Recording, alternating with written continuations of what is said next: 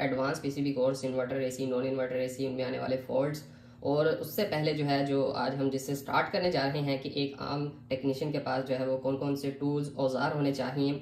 जैसा कि मेरे पास आप देख सकते हैं काफ़ी सारे टूल्स मौजूद हैं, और कौन कौन से कंपोनेंट उसको स्टार्टिंग में अपने पास रखने चाहिए जो कि मोस्टली यूज़ होते हैं। ठीक है, कौन कौन सी चीज़ उसके पास होनी चाहिए जिससे जो है वो बाआसानी पीसीबी रिपेयरिंग जो है वो कर सकता है। तो ये सारी चीज़ें जो है आपको यूज़ करके भी दिखाई जाएंगी। इसमें ये मशीन्स वगैरह भी हैं, और जितनी भी चीज़ें हैं, पावर सप्लाई और हीट गन और जितने भी यानी कि ये पावर स्टेशन वगैरह होते हैं, ये सारे आपको यूज़ करके भी दिखाए जाएंगे। तो चलिए यहाँ पर हम बढ़ते हैं। यहाँ पर सबसे पहले मैं आपको बता दूं कि इसमें जो इम्पोर्टेंट चीज़ है वो है आपका मीटर। ठीक है, जिसमें आप पीसीबी ट्रेसिंग फॉल्ट करते हैं तो आपको सबसे पहले जो है वो मीटर, हम स्टेप बाय स्टेप चलेंगे, आपने परेशान नहीं होना, हम स्टेप बाय स्टेप हर चीज़ को फॉलो करेंगे। तो इजी है, बहुत ही आसान है, मुश्किल नहीं है। ठीक है, तो इसमें जो है आपके पास सबसे पहले मैं मीटर बता देता हूँ, मीटर से ही हम स्टार्ट करते हैं। आपके पास एक अच्छा मीटर होना चाहिए। क्लैम्प मीटर मेरे पास मौजूद है। क्लैम्प मीटर जो है ये हम नॉर्मली एसी वर्क में यूज़ करते हैं, मतलब एसी रिपेयरिंग जाते हैं, एसी में कंप्रेसर चेंज किया, कैपेसिटर चेंज किया, कैपेसिटर उनके वोल्ट वाट और स्पेशली एम्पेयर टेस्ट करने के लिए ये जो क्लैम्प बना हुआ है ये एम्पेयर टेस्ट करने के लिए यूज़ किया जाता है। ये मेरे पास पड़ा हुआ था, मैंने इसलिए यहाँ पर रख लिया। ये भी कई बार पीसीबी में यूज़ कर लेता हूँ, बट ये वाला आपको नहीं चाहिए। आपको डिजिटल मीटर चाहिए जो क्लैम्प जिसका ना भी हो, क्योंकि इस पर हमें जो पीसीबी रिपेयरिंग के दौरान एम्पेयर्स वगैरह चेक नहीं करने होते। ठीक है, तो हमें जो है इस तरह का कोई भी मीटर ले लेना है। ठीक है, मॉडल आप कोई भी ले लें, कंपनी कोई भी ले लें। डिजिटल आजकल मीटर आते हैं, ये डिजिटल है। ऑटो मीटर आजकल आते हैं, ये देख सकते हैं आप कितने सारे इसमें ऑप्शंस मौजूद हैं, इसमें थोड़े से कम हैं। तो आजकल जो मीटर आ रहे हैं वो डिजिटल मीटर ऑटो मीटर आ रहे हैं। मीन्स के उस पर मैं ओहम पर सेलेक्ट कर देता हूँ, वो ऑटोमेटिकली किलो ओहम में है या ओहम में है या मेगा ओहम में है, वो ऑटोमेटिकली उस पर ले चलता है। मतलब हम जो भी रजिस्टर चेक करते हैं तो उस पर वो ऑटोमेटिकली हमें यहाँ पर शो करवा देगा ये किलो ओहम में है, मेगा ओहम में है। बट इसमें जो है यहाँ से लेकर 2K से लेकर, आप देख सकते हैं 2K से लेकर, ठीक है, 200 ओहम से लेकर 2K, फिर 20K, 200K, 2M, 20M, 200M mega ohm, यानी कि यहाँ तक ये ब्लू वाली ओहम की साइड है। फिर यहाँ से ये डीसी वोल्ट की साइड है।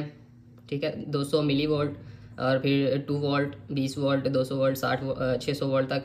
ठीक है, इसी तरह फिर ये एसी वोल्ट की ये रेड साइड है। फिर HFE, फिर यहाँ पर जो है ये फेरड, जो कैपेसिटर के नैनो फेरड, और फिर ये 2 माइक्रोफेरड, 200 माइक्रोफेरड तक ये ऑप्शन है। फिर DC अम्पेयर्स चेक करने के लिए ये एरिया, फिर AC अम्पेयर चेक करने के लिए ये एरिया, और फिर ये एक ऑप्शन है जो कि बहुत ही ज़्यादा यूज़ होती है, जो कि डायोड के लिए ऊपर सिंबल बना हुआ है, डायोड, और एक स्पीकर की तरह बजर का, ठीक है, साउंड का।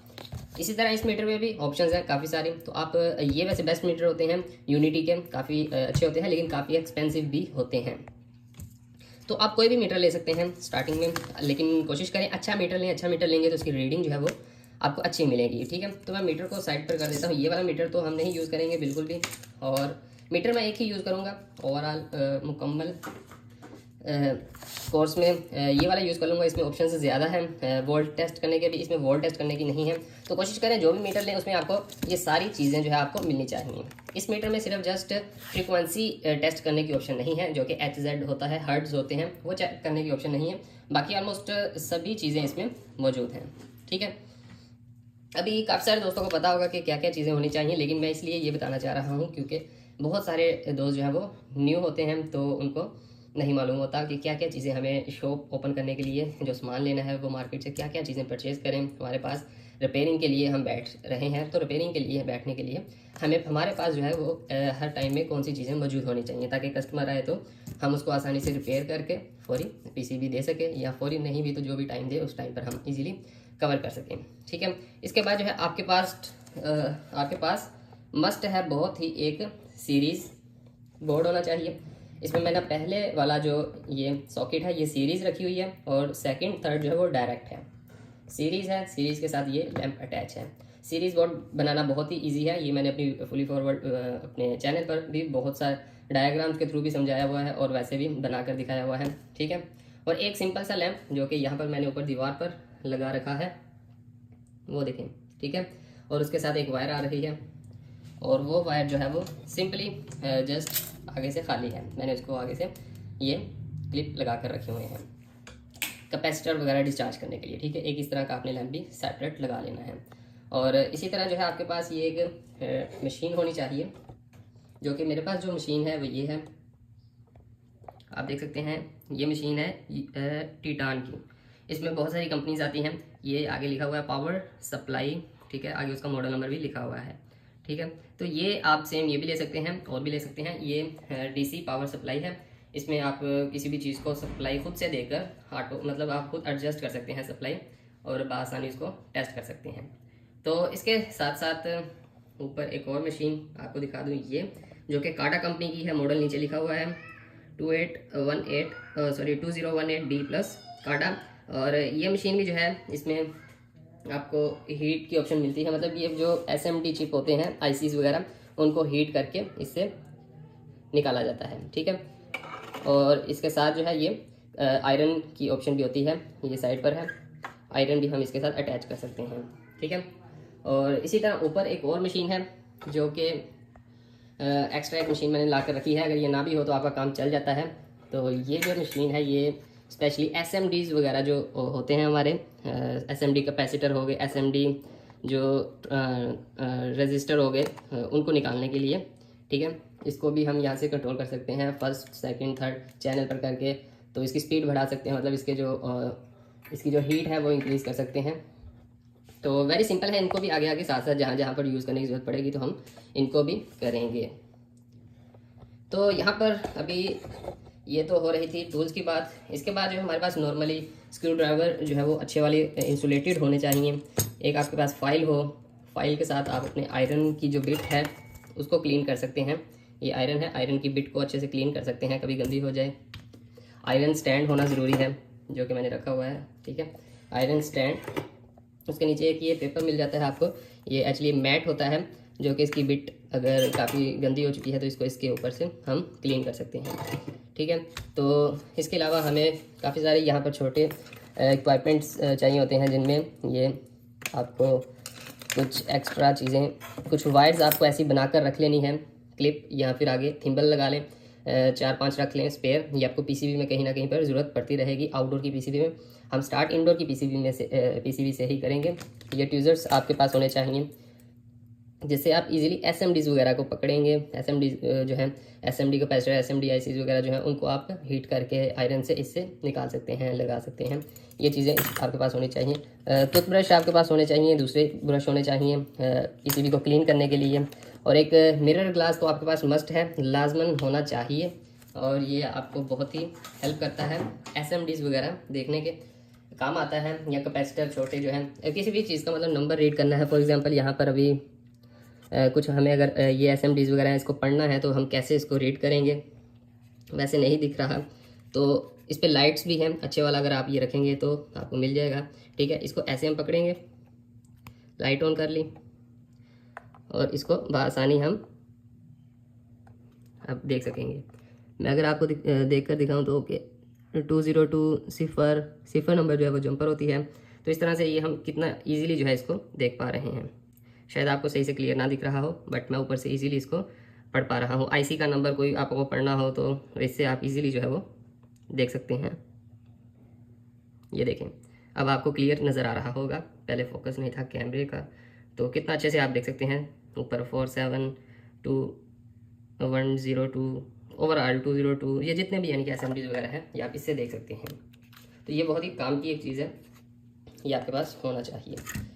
अच्छा टूल है ये, ठीक है। इसके बाद आपके पास सक्खर होना चाहिए, जिसे सक्खर बोलते हैं। ये वैक्यूम करके जो भी हम सोल्डर करते हैं आयरन के साथ, और इसके साथ जो है हम इसको वैक्यूम कर लेते हैं, ओके, क्लीन हो जाता है वो हमारा। तो ये एक आपके पास मस्ट है, अच्छे वाला होना चाहिए। टूल्स हमेशा कोशिश करें कि अच्छे वाले ही रखें। एक आपके पास इस तरह का कटर होना चाहिए छोटा, जो कि बारीक वायर्स वगैरह को अच्छे से काट सकें। और इसके साथ साथ आपके पास होनी चाहिए सोल्डरिंग पेस्ट अच्छी वाली, ठीक है। मेरे पास 2 हैं और दोनों ही बहुत ही अच्छी हैं, बेस्ट कंपनीज की हैं चाइना में, और बट कंपनी अच्छी है, ठीक है। ये देख सकते हैं ठीक है, ये पेस्ट है, ये शोल्डर पेस्ट हो गई। और आपके पास जो 60-40 का जो टांका है वो अच्छा होना चाहिए, ये चीज़ एक बहुत इंपॉर्टेंट है। अक्सर क्या होता है कि टेक्नीशियंस ये ले आता है लेकिन उससे काम नहीं हो रहा होता। असल में जो है इसका मटेरियल बहुत ही बैड होता है, बुरा होता है, सस्ते में वो ले आता है। तो जैसा कि ये फर्स्ट टाइम काफ़ी अरसे पहले मैंने ये एक ली थी और ये इतना अच्छा शोल्डर नहीं था। बाद में मैंने जब लिया ये वाला तब मुझे पता चला कि भाई इनमें बहुत फ़र्क होता है। अभी इनको फ़र्क चेक करने के लिए मैं आपको दिखाऊं कि इन दोनों में से आप देख सकते हैं कि चमक किसकी ज़्यादा है। ठीक है, एक जो है ये सही चमक रहा है और एक में इतनी चमक नहीं है। गोल्ड को हम साथ साथ रख लेते हैं तब भी आपको फील होगा। तो ये गोल्ड जो है मैं यूज़ कर रहा हूँ ये वाली, तो ये बेहतरीन काम कर रही है। ठीक है, इसमें ये कितनी ये आप देख सकते हैं 8 mm का 0.8 mm। ठीक है, और 100 ग्राम की है, वो आप जितने भी ग्राम लेना चाहें। और इसमें जो फ्लेक्स है वो 1.8 और 2.2% ये आपने देख लेना है। 60-40 का टांका है, तो ये इजीली मार्केट से मिल जाती हैं। ये सारी चीज़ें आपको मार्केट से आसानी से मिल जाती हैं। और इसके लिए साथ में ये एक आपको वायर, जंपर वायर्स भी एक आप इस लेकर रख लें, जंपर वायर, जो कि अक्सर कार बनाने की वजह से ये जो लाइंस हैं ये डैमेज हो जाती हैं, फिर इसके ऊपर हम सोल्डर कर सकते हैं, जंपर लगा देते हैं, तो ये वायर वहाँ पर काम आ जाती है। तो इसके बाद ये एक चीज़ है, शायद कुछ दोस्तों ने अभी फर्स्ट टाइम देखी हो, 3.5 mm। ठीक है, ये एक्चुअली विक है और इसके साथ जो है हम शोल्डर मतलब जहाँ से हमने कोई भी कंपोनेंट उतारा है उसको अच्छे से नीचे से क्लीन कर सकते हैं आयरन। और ये इसके ऊपर अगर हम जब लगाएंगे तो अच्छे से ये जो है उसके ऊपर जो एक्स्ट्रा शोल्डर लगा होगा वो सारा ये खींच लेगा और थोड़ा इसको फिर हम काट के फेंक देंगे, वेस्ट कर देंगे। तो ये विक जो है इजीली आपको मार्केट से मिल जाएगी विक। ठीक है, शोल्डर रिमूव करने के लिए विक ये यूज़ होती है। तो इसके साथ साथ आपको एक 100 वाट का आयरन होना चाहिए और 30 वाट का आयरन है या 60 वाट का आयरन है तो वो भी चलेगा। बट एक आप बड़ा आयरन रख लें, जो कि अगर आपके पास महंगी मशीनरीज वगैरह आप नहीं बाई कर सकते तो आप एक आयरन रख लें जिससे आप आसानी के साथ IPM मॉड्यूल वगैरह ये चीज़ें रिमूव कर सकें।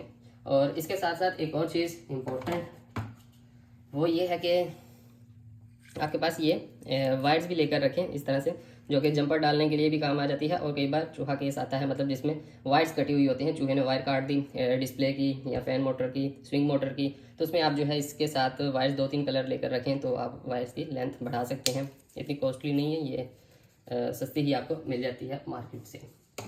और इसके साथ एक हमारी ये paste, heat sink paste.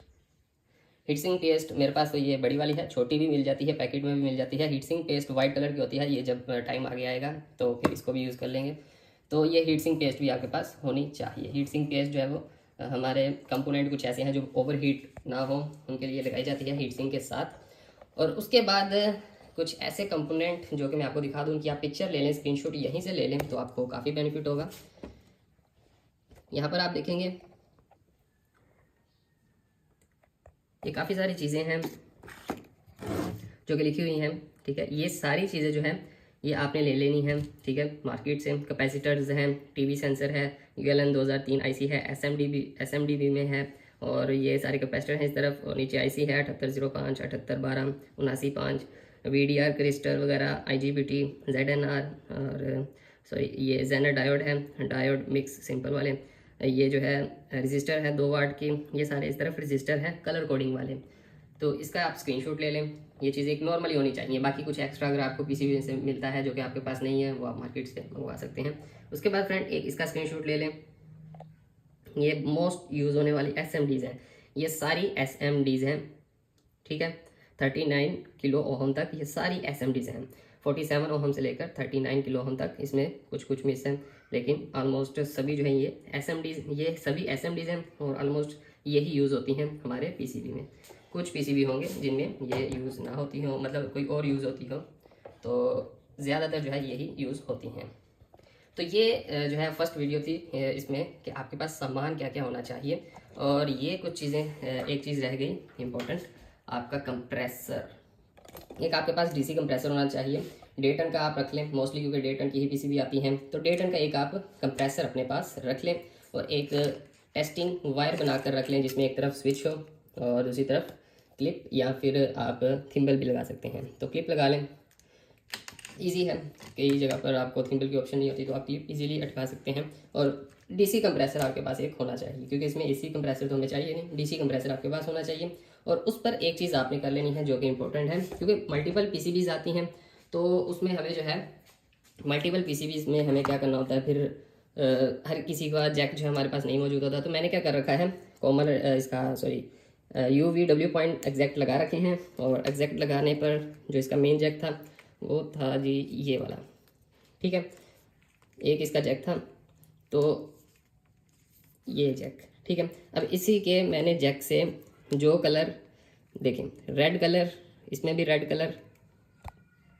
3 wire कर दी रेड कलर, एक तो इसके अपने जैक की है, एक रेड कलर लगाकर मैंने क्लिप बना दिया, रेड में से एक क्लिप निकल आया, और एक रेड दूसरा जैक लगा दिया। ये दूसरे हायर कंप्रेसर को लग जाता है, एक हायर का और एक हमारे नॉर्मली जो अल्ट्रॉन ऑक्स पीसीबी होती है उसको लगता है। तो मोस्टली 2 जैक ये यूज़ होते हैं, तो मैंने ये 2 जैक कर लिए। और same to same black wire के साथ एक मैंने ये क्लिप निकाल लिया और इसकी ब्लैक वायर भी लगा दी, और ब्लू वायर जो बची उसके साथ मैंने ब्लू वायर जैक वाली लगा दी दूसरी भी, और इधर भी ब्लू वायर मैंने एक कहाँ गई ये क्लिप वाली निकाल दी। तो वेरी इजी वेरी सिंपल, मैंने इसका क्या किया, एक जैक के साथ 3 जैक बना लिए। जिस टाइम पर मैं ये यूज़ कर रहा हूँ मुझे बस ये ध्यान रखना है कि ये वाले तीनों जो क्लिप हैं ये आपस में शॉर्ट नहीं होने चाहिए। इसको मैं ऐसे करके मतलब कहीं आगे पीछे अटका दूंगा, वो दूसरी वायर्स के साथ कहीं ना कहीं पे आपस में शॉर्ट ना हो, जहाँ पर ऐसे आगे पीछे करके अटका दूंगा, बस उस टाइम पर ये ध्यान रखना है।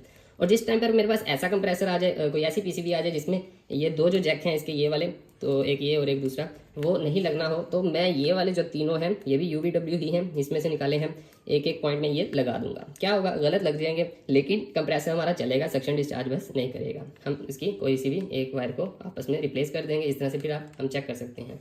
तो मतलब हमारी टेस्टिंग फिर भी हो जाएगी। तो कंप्रेसर इस तरह से एक तैयार करके रख लें आप, ये एक कॉमन चीज़ है। और हाँ, इसके साथ साथ आप कोशिश करें कि हर मॉडल की जो मोस्टली आपके पास रिपेयरिंग के लिए आती है, जैसे कि यहाँ पर हायर की ज़्यादा आ जाती हैं, हायर, ओरिएंट, पेल, वेव्स वगैरह, इन चीज़ों, वेव्स नहीं सॉरी, ये दूसरे डोलस वगैरह हो गया, उनकी आ जाती हैं। तो इनमें ऑक्स बहुत ज़्यादा लगी हुई होती है, तो एक ऑक्स की इंडोर की पीसीबी अपने पास लाजमी रख लें, जैसे कि एक मैंने ये रखी हुई है, ठीक है। इसमें क्या होता है कि मैं कस्टमर को ये बोल देता हूँ कि भाई आउटडोर की पीसीबी आप निकाल कर लें, अगर आउटडोर का फॉल्ट होगा जो एरर बताएगा उससे रिलेटेड। अभी हम एरर पर भी बात करेंगे, कि एरर पर हम लास्ट में बात करेंगे जब हम इस सबको समझ जाएंगे, सब चीज़ों को।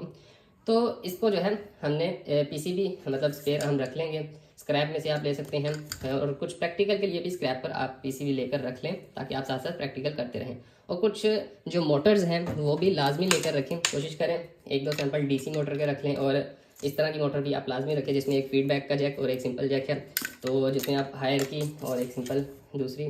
और कुछ में पैनासोनिक में आपको रखनी, वो तो डिफरेंट आपको रखनी पड़ेगी। या फिर अगर आपके पास बिल्कुल कुछ ऐसी चीज़ नहीं है, कोई नया इसी है, तो आप कस्टमर को फिर सिंपली यही कह सकते हैं कि उसकी अगर एरर के अकॉर्डिंग उसका एरर ऐसा है कि उसके लिए फैन मोटर, इंडोर की पीसीबी, आउटडोर की पीसी, तीनों चीज़ें चाहिए, तो फिर आप कस्टमर को बोलेंगे कि ये तीनों चीज़ें हमें चाहिए, वो मैकेनिक से फिर वो चीज़ें निकलवा कर आप तक पहुँचा देगा।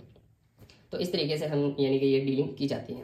इसके बाद जो है काफ़ी सारे बीच में जो है कंपोनेंट्स जो आगे आएंगे, जो कि यहाँ पर मेरे पास मौजूद भी नहीं थे, जो पीसीबी में आपको मैं साथ साथ बताऊंगा, तो आप लिखते भी जाना, तो आपको वो याद रहेगा, फिर आप वो अपने पास मंगवा सकते हैं, रख सकते हैं।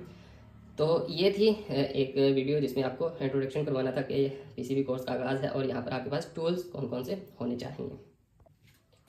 तो गाइस, यहाँ पर हम क्या करने जा रहे हैं, इंडोर यूनिट की पीसीबी का नॉन इन्वर्टर का सबसे पहले हम आगाज़ करेंगे कि नॉन इन्वर्टर एसी में कैसे पीसीबी डायग्राम है, और कैसे वहाँ पर सारा सिस्टम जो है मैकेनिज्म कैसे काम कर रहा है नॉन इन्वर्टर पर हम सबसे पहले डिस्कस करेंगे। और साथ साथ कंपोनेंट्स आपको मैं गाइड करता जाऊँगा कि कौन कौन से कंपोनेंट कहाँ कहाँ पर लगे होते हैं, कितने कितने वोल्टेजेस आते हैं, कैसे इसके बाद ये डायग्राम देखने के बाद हम पीसीबी के अंदर इन सभी चीज़ों को ट्रेस भी करेंगे, ट्रेस आउट करने के बाद फॉल्ट पर भी डिस्कस करेंगे।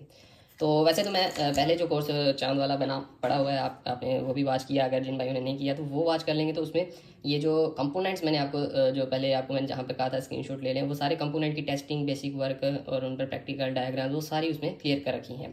तो स्टार्टिंग से देखेंगे, स्टेप बाय स्टेप देखेंगे, तो आपको बहुत ही फ़ायदा होगा।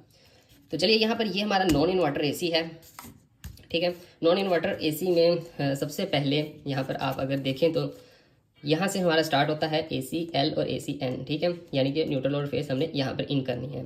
और सबसे पहले जो है यहाँ पर एक रिले लगी हुई होती है, जहाँ पर जो है इन लाइन और आउट लाइन ये आउटडोर यूनिट को जाती है। सिंपली न्यूट्रल डायरेक्टली आउटडोर को चली जाती है, और आउट जो है यहाँ से जो हमारी ये 12 वोल्ट वाली रिले है, ये रिले आउट होती है जब इसको यहाँ पर 12 वोल्ट मिलते हैं कॉइल पर। 12 वोल्ट कहाँ से आएंगे वो आगे चलकर देखेंगे।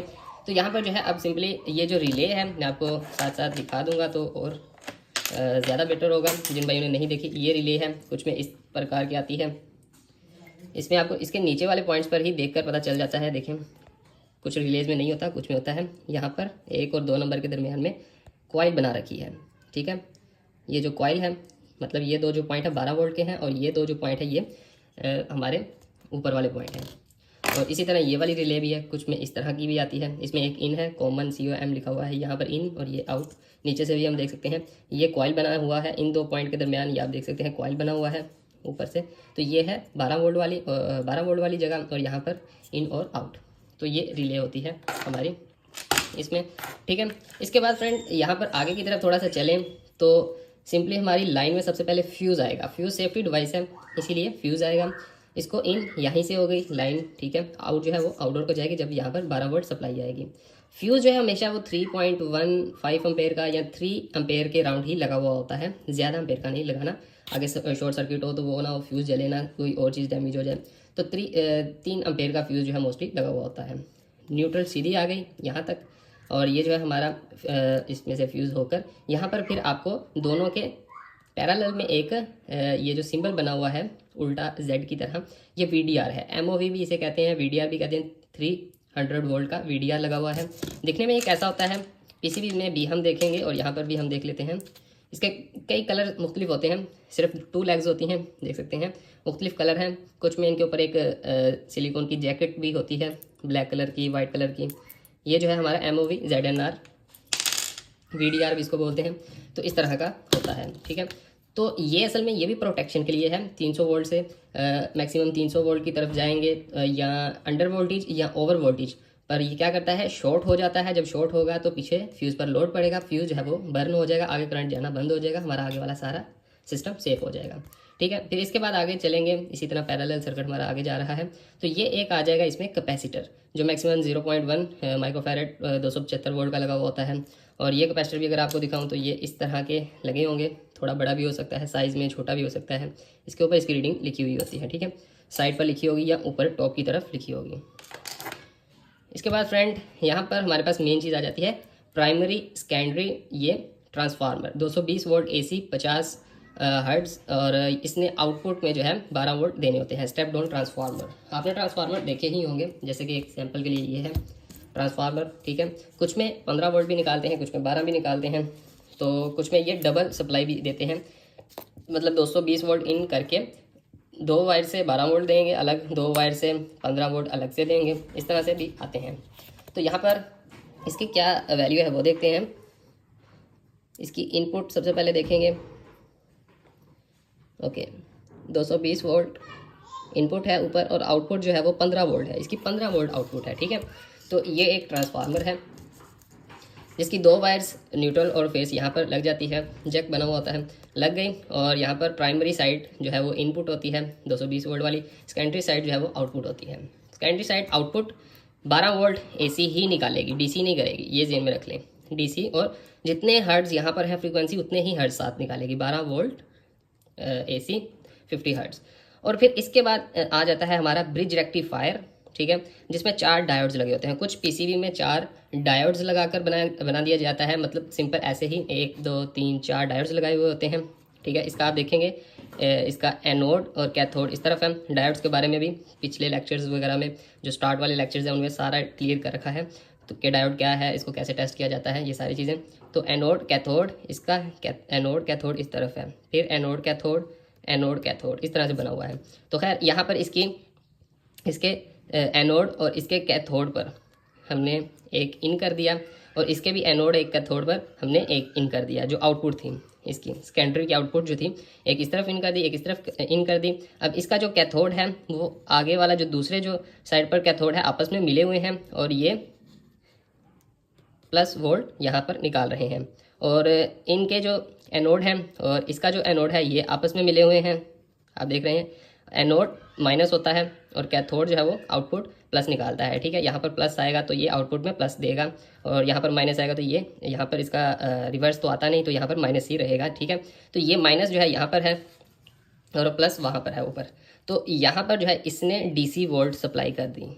ठीक है, ये AC वोल्ट थे 12, अब यहाँ पर सप्लाई DC 12 वोल्ट हो गई। तो यहाँ पर एक कैपेसिटर भी लगा दिया है, और 35 वोल्ट या 33 वोल्ट या फिर 25 वोल्ट का होता है। तो कुछ कंपनीज आगे पीछे रखती हैं, मोस्टली 35 या 25 वोल्ट का ही होता है। तो वो आपको दिखाऊंगा भी PCB बोर्ड में। जैसा कि मेरे पास यहाँ पर कोई एग्जांपल के लिए हो तो मैं आपको दिखा दूंगा। जी हाँ, ये मेरे पास एक पड़ा हुआ है 25 वोल्ट 1000 माइक्रोफैरेड, अगर आप देख सकें। ठीक है, 25 वोल्ट 1000 माइक्रोफैरेड। इसके बाद फ्रेंड आगे चलें तो यहाँ तक आगे, इसके बाद यहाँ तक आप ऊपर देखेंगे मैंने लिखा हुआ है अनरेगुलेट सप्लाई। इससे पीछे वाली ये जो ऊपर वाली अभी सप्लाई हमने क्लियर की है, ये अनरेगुलेट है। मतलब पीछे से वोल्टेज ड्रॉप होंगे या हाई होंगे, कम ज़्यादा होने पर ये जो ट्रांसफार्मर है ये भी कम ज़्यादा करेगा, आगे जो आउटपुट बनेगी वो भी कम ज़्यादा होगी, डायोड पर भी कम ज़्यादा ही आएंगे, यहाँ पर भी कम ज़्यादा ही वोल्टेज बनेंगे। ठीक है, अब इसको रेगुलेट करने के लिए, क्योंकि आगे जो हमारा सिस्टम है वो कोल्ड एरिया है, ये हाई एरिया है, मतलब ये हॉट एरिया है, यहाँ पर करंट लगने के चांसेस भी होते हैं, और ये जो एरिया है ये SMD या फिर हमारा मतलब लो एरिया वाला सिस्टम है सारा। तो इसको हाई वोल्टेज इन चीज़ों में से किसी को भी मिलेंगे तो वो तो जल जाएंगे। इसके लिए हमें रेगुलेट सप्लाई चाहिए।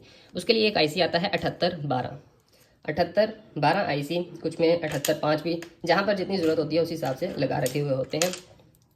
तो इसमें मैं आपको दिखाऊँगा, ये रहा मेरे पास एक IC सेम इसी तरह का, ये 7812 इसके ऊपर लिखा हुआ है, शायद आपको दिखे,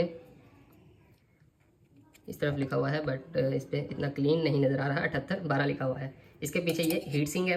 ठीक है, हीट सिंक आपको ब्लैक में या इस तरह से सिल्वर में भी मिल सकती हैं, IC को ठंडा रखने के लिए। कुछ में नहीं भी होती, सेम इस तरह का ये होता है, लेकिन ये इसका नंबर आपको इजीली क्लियर देखेगा।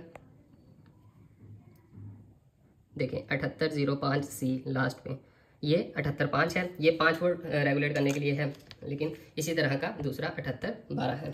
तो 7812 यहाँ पर लगा दिया ताकि सप्लाई हमारी रेगुलेट रहे। ठीक है, अब इसकी 3 पिन है। जो सेंटर पिन है वो हमेशा ग्राउंड होगी। ठीक है, और सीधा आपने रखा, जो आपके लेफ्ट साइड पर है वो हमेशा इनपुट होती है, और राइट साइड वाली आपकी हमेशा आउटपुट होती है। ये इसका एक फार्मूला जेन में रख लें, सेंटर वाली हमेशा ग्राउंड, लेफ्ट साइड वाली इनपुट और राइट साइड वाली आउटपुट। यहाँ पर हमने 12 वोल्ट दिए या 15 वोल्ट दिए, 12, 15 इस तरह जितने भी वोल्ट दिए, किसी में 18 भी आ रहे होते हैं, क्योंकि पीछे से अनरेगुलेट है, सप्लाई अप डाउन थोड़ी बहुत हो जाती है। तो यहाँ पर जितने भी वोल्ट आ रहे हैं इसने आउटपुट में 12 वोल्ट ही निकालने हैं। ठीक है, 12 वोल्ट से ज़्यादा नहीं निकालेगा, 12 वोल्ट फिक्स निकालने हैं इसने। तो नेगेटिव तो इसको नेगेटिव मिली हुई है, यहाँ से ये सारी नेगेटिव एक ही है, ये वाली भी नेगेटिव एक ही है। तो ये 12 वोल्ट बन गई यहाँ पर सप्लाई। तो 12 वोल्ट सप्लाई बनने के बाद अब जिस IC को 12 वोल्ट चाहिए, ये वहाँ पर 12 वोल्ट डायरेक्टली पहुँचा देगा। ठीक है, ये अब यहाँ पर भी एक कैपेसिटर लगा हुआ होता है ग्राउंड, और ये कैपेसिटर 25 वोल्ट का, और यहाँ पर जो है इसने रिलेज वगैरह को जो है 12 वोल्ट देने हैं, वो डायरेक्टली चले गए। ये भी डायरेक्टली स्विंग मोटर को भी चाहिए, वहाँ पर भी चलेगी। डिस्प्ले पर चाहिए तो ये डिस्प्ले मैंने लिखा हुआ है, सॉरी ये तो बाइपोलर है, डिस्प्ले को भी 12 वोल्ट चाहिए, वहाँ पर भी चले डिस्प्ले को, सॉरी 12 नहीं 5 वोल्ट किसी में जाते हैं, किसी में 12। तो जहाँ जहाँ पर 12 वोल्ट जाने हैं वहाँ पर 12 वोल्ट चले गए। अब कुछ IC ऐसे हैं जो 12 पर ऑपरेट होते ही नहीं, वो तो 5 पे ऑपरेट होते हैं। फिर उसके लिए 7805 जो कि अभी मैंने आपको दिखाया सेम इसी की तरह होता है, सेम टू सेम। तो उसकी इनपुट पर हमने 12 दे देने हैं और आउटपुट से हमने 5 ले लेने हैं, फिक्स 5 वोल्ट वो देगा। सेंटर ग्राउंड ही होगी, लेफ्ट इनपुट और राइट आउटपुट ही होगी।